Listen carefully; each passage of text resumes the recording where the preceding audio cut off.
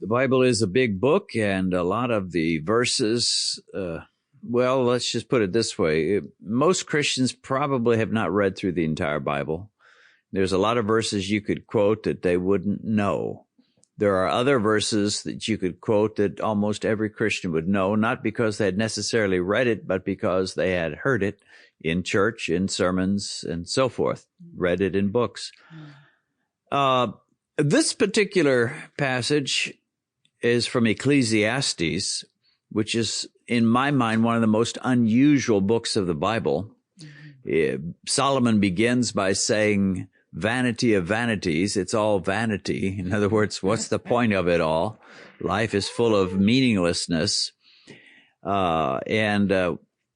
could go into more detail about that, but I just wanted to focus on one of the passages, one of the things that he has to say. It's in Ecclesiastes 3. And this is something most Christians would recognize, even though they may have not read it. And that is, to everything there is a season, a time for every purpose under heaven.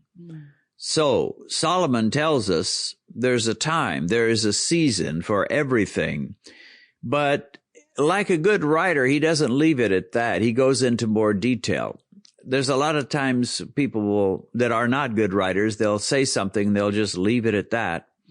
But if you look at Paul and you look at Solomon here in this case, they start laying it out line by line, detail by detail, exactly what they're talking about.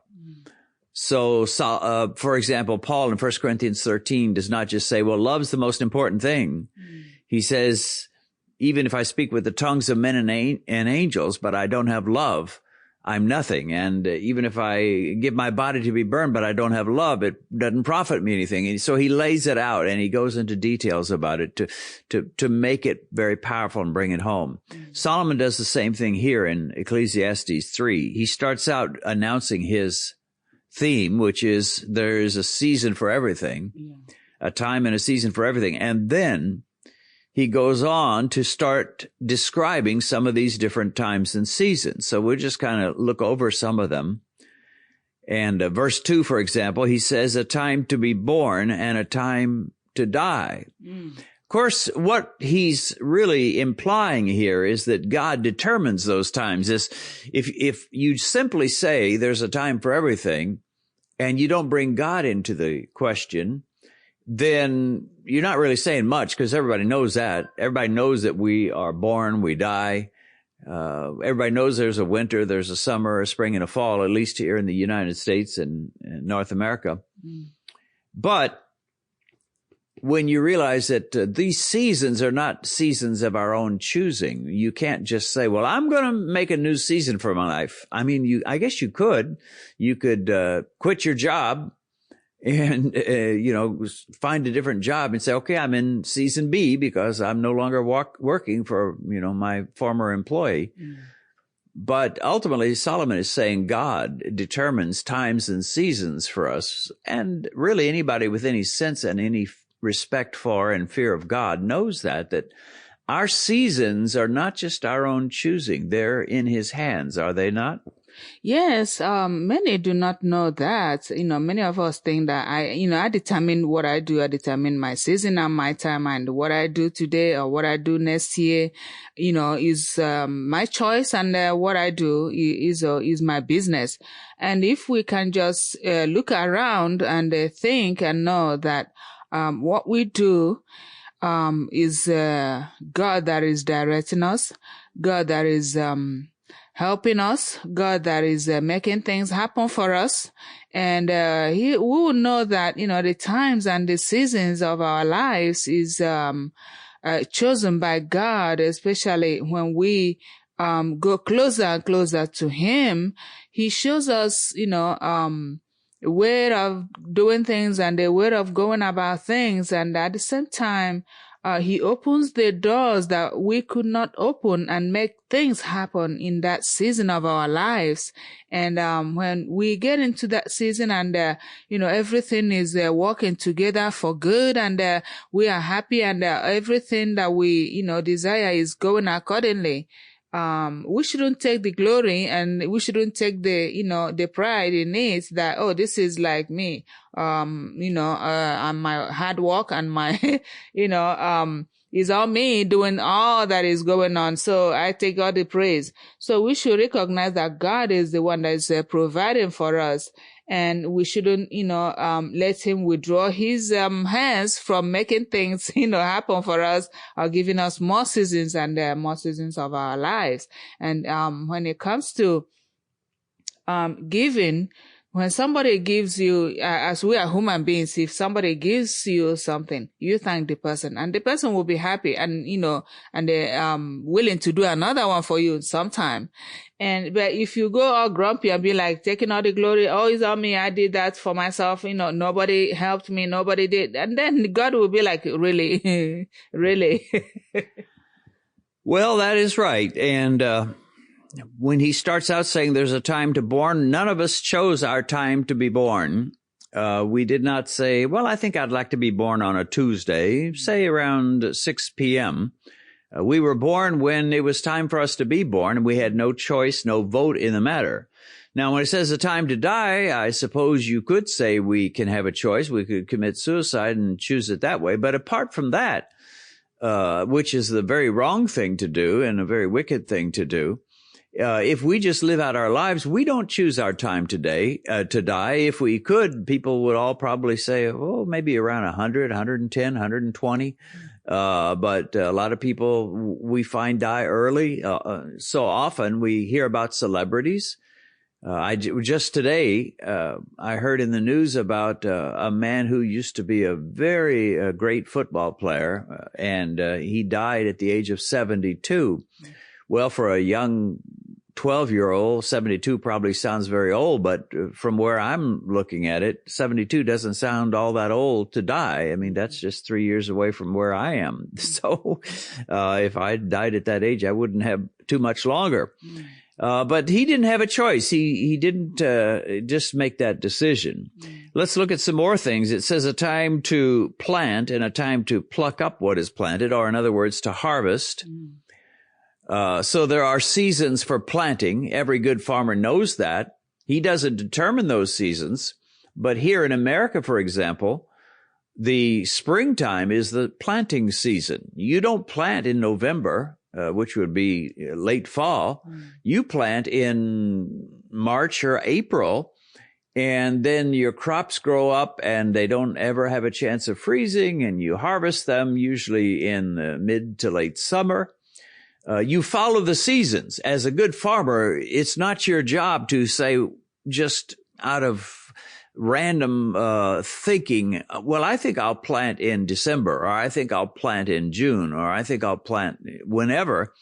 You know, as every good farmer does, when the season for planting is. And that's why in the United States, around March and April, the farmers are out there with their tractors, and they are digging up the ground, and they're planting the crops. They know this is planting time. And then later on, depending on what crop it is, they're out there harvesting. Now, in our own lives, there are planting times, times where we need to be planting the Word of God, planting good seeds in people's lives and so forth. And then we will see a harvest. So, again, seasons.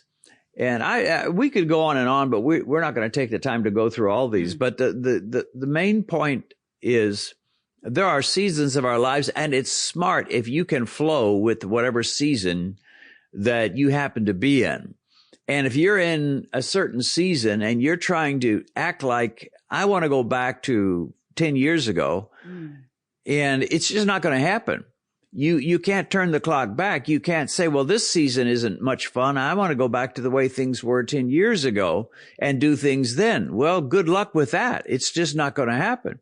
So part of our job is to just learn what season am I in and then flow with it. There were times in my early days as a pastor in Missouri where I had all kinds of time on my hands. I didn't even have a computer that could suck up my time the way I do now. But mainly what I did was I prepared sermons. I memorized scriptures. I preached a couple times a week when I was a pastor. But that was what I did. And, but I can't say, well, I like those old days. I think I'm going to try to go back to that town and become a pastor again and recreate things the way they were way back in 1981, which is when I was pastoring there in that church. I couldn't do it. I couldn't possibly make that happen. Well, not only could I not do it, but it would be wrong for me to just keep looking back and say, oh, I just wish I could have things but the way they were. You know, it's like someone needs to knock you on the head and say, hello, anybody home? That season's over. No use looking back and saying, I wish I could be like that and make it happen like that. So you got to flow with what God's doing. And that means you got to be discerning. You got to understand by the Holy Spirit, this is where God is working in my life. This is what he's wanting to do. These are my responsibilities. And it's different at different times in your life. Even since we've been married and you've joined me, we've done a lot of meetings and a lot of ministry, but the season we're in now is different than it was in those first couple of years when you came over and we were first married. Things are not the same. And we might say, well, I just want them to be exactly like those days. It's just not going to happen. So part of it is just being content with whatever season you're in and learning what God expects of you, what he wants of you, and flowing with that and going with that. And it will make for a more fruitful and a happier life. Yes, you're right. The seasons of our lives, they come and go. Like you said, seasons of the early life, cannot come back in the times of, later times. And because when you are young, when anybody is young, that season or that time is different from when the person is at, 60s or 70s or 80s. That is a different time of the person's life. So, and then you will be like wishing, oh, those times come back. It's not going to come back. Or instead, you can watch your children or your grandkids live that, your younger life. And that will remind you, oh, I was in that, age. So, we should know also that, the seasons, planting season and harvesting season, is different. So when it's like, planting season, if we miss that season, we're going to miss harvest season. And when we should plant in our lives, when we should plant in our ministry, when we should plant in our marriage, when we should plant in the business that we're doing, on that job that we're doing, what are we planting? And when the harvest season comes, we have to harvest that which we have planted in the planting season.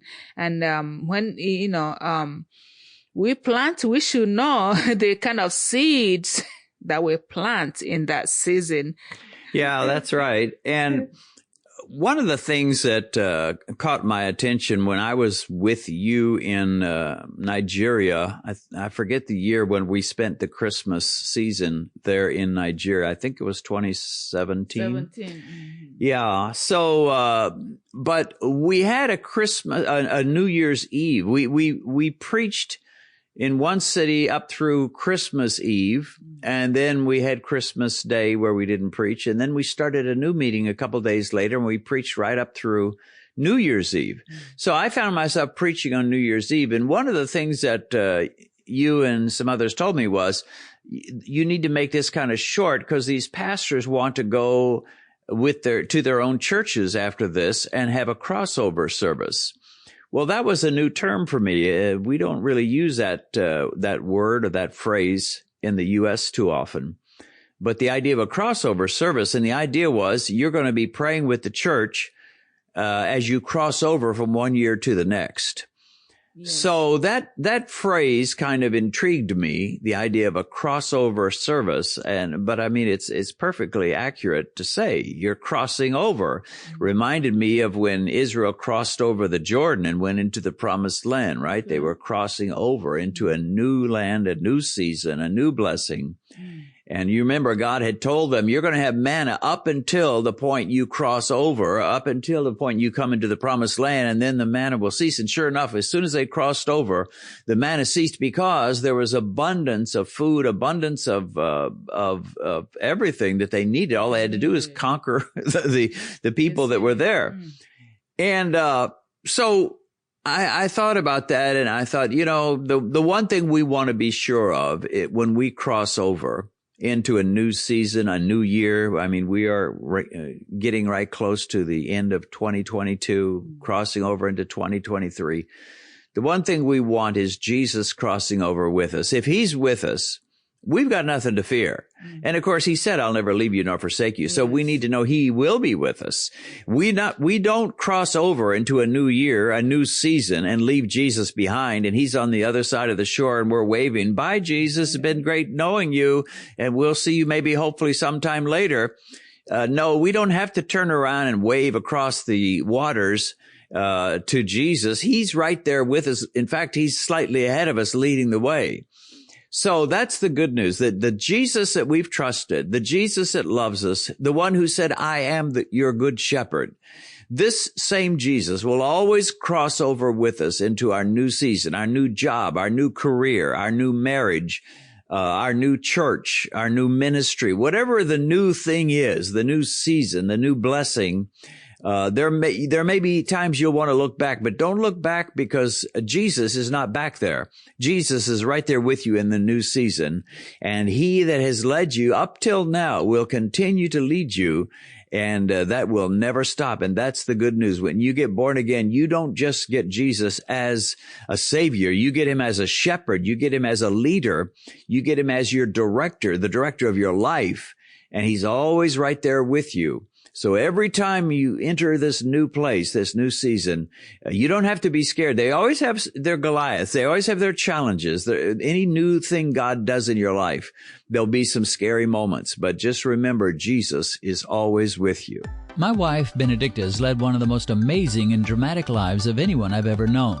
In her childhood, she was forced to quit school and sell food from door to door just to enable her and her elderly stepmom to survive. At the age of 14, she went to work for a man as a housemaid. He required her to cook, clean, do farm work, and serve as a nanny to his children. She was forced to get up at 4 a.m. to begin her duties, but worse than her enormous workload was the fact that the man for whom she worked had a hot temper and frequently beat her savagely. At the age of 20, with no support and very little money, she moved to the huge city of Lagos. In 1 year there, she experienced a terrible sickness, and at one point she lay on the floor of her room so weak she could not move, and even her desperate prayers involved only the moving of her lips. She had no strength to pray aloud. At last she became comatose and suddenly found herself in a beautiful place where an angel gave her a tour of heaven. After a while, she found herself back in her tiny room where she sobbed for a long time, knowing that all her problems and her sickness were still with her. Eventually, Benedicta recovered, and a few years later, she attended an evangelistic meeting held by an American evangelist, and that evangelist was, of course, me.